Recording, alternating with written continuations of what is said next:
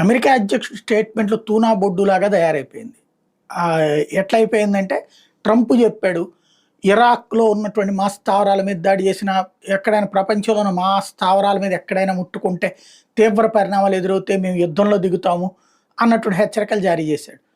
Scene cut చేస్తే ఎక్కడో దాకా ఎందుకురా నాయనా, ఇజ్రాయెల్‌లో ఉన్నటువంటి మీ రాయబార కార్యాలయాన్ని టచ్ చేస్తున్నాం, ఏం బిక్కుంటావు పీక్కో పో అన్నట్టుగా ఇరాన్ పర్టిక్యులర్‌గా అక్కడ దాన్ని టార్గెట్ చేసింది. తెలియక టార్గెట్ చేసింది గబక్కనేదో కార్పెట్ బాంబింగ్ టైప్‌లో బాంబులు ఇసిరింది కాదు. వాళ్ళు వేస్తున్నటువంటిది పర్టిక్యులర్‌గా బాలిస్టిక్ మిస్సైల్, అంటే నిర్దిష్ట లక్ష్యాన్ని ఛేదించేటటువంటి మిస్సైల్. అది వెళ్ళి అమెరికా రాయబార కార్యాలయంలో ఒక పక్కన గోడని అది కూల్చి అక్కడ కూలింది.